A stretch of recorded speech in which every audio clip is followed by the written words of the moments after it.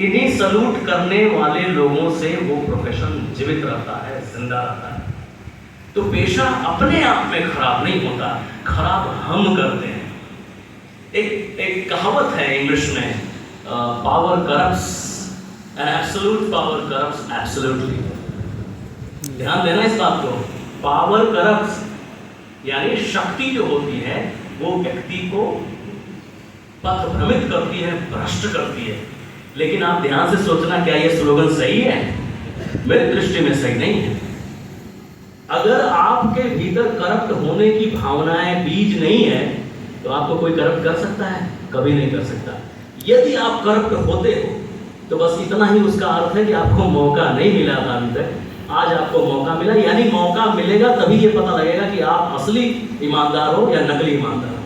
नकली ईमानदार हो गए तो तत्काल आपका जो ज़मीर है, जो आपके भीतर की आवाज़ है, वो शांत हो जाएगी, वो पथभ्रमित हो जाएगी। यानी बाबा साहब भीमराव अम्बेडकर जो वक्तव्य वहां पर कर रहे हैं वो व्यक्ति पर, इसका अर्थ ये भी है कि कॉन्स्टिट्यूशन व्यक्ति को बहुत अच्छा नहीं बना सकता है। एक निर्देश जरूर दे सकता है, एक गाइडलाइन जरूर हो सकती है, लेकिन उसको अच्छा बनाने का जो क्रियान्वयन है वो धर्म से आएगा। इसीलिए जब वो हिंदू धर्म का त्याग कर रहे हैं, याद रखना वो हिंदू धर्म का त्याग नहीं कर रहे हैं। हमें लगता होगा, हमने पढ़ा है उन्होंने हिंदू धर्म को त्याग दिया, अब बुद्ध धर्म को अपना लिया, ऐसा हमें लगता होगा, ऐसी हमारी जानकारी होगी। लेकिन याद रखना, हिंदू धर्म के नाम पे सती प्रथा भी चलती थी। क्या सती प्रथा को हम हिंदू धर्म कह सकते हैं? बाल विवाह भी चलता था। इन सब चीजों को समय समय पर विभूतियों ने आकर उस पर प्रहार किया और उसको एबॉलिश किया, उसको समाप्त किया।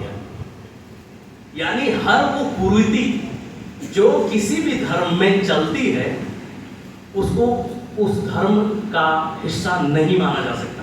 सती प्रथा को हिंदू धर्म का हिस्सा नहीं मान सकते, बाल विवाह को नहीं मान सकते। कहने का मतलब बाल विवाह जिस रूप में प्रचलित था वो हिंदू धर्म का हिस्सा नहीं है। सती प्रथा जिस रूप में प्रचलित हो गई थी वो हिंदू धर्म का हिस्सा कभी नहीं हो सकती।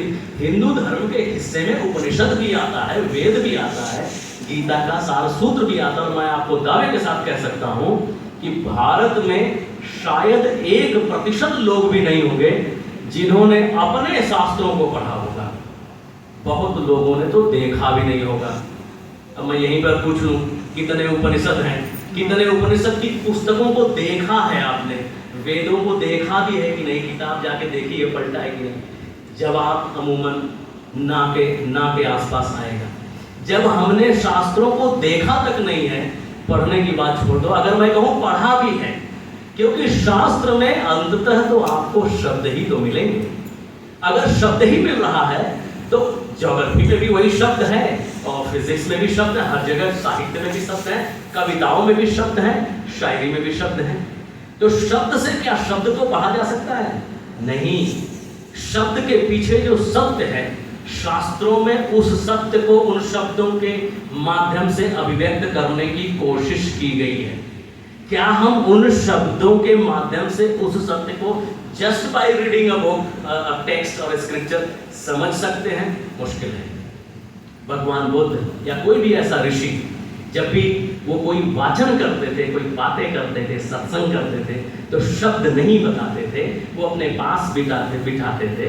उस पास बैठने में, उस सत्संग में जो शून्य की आभा चारों तरफ प्रस्फुटित होती थी, विकिरणित होती थी, उसमें लोगों को उस सत्य की अनुभूति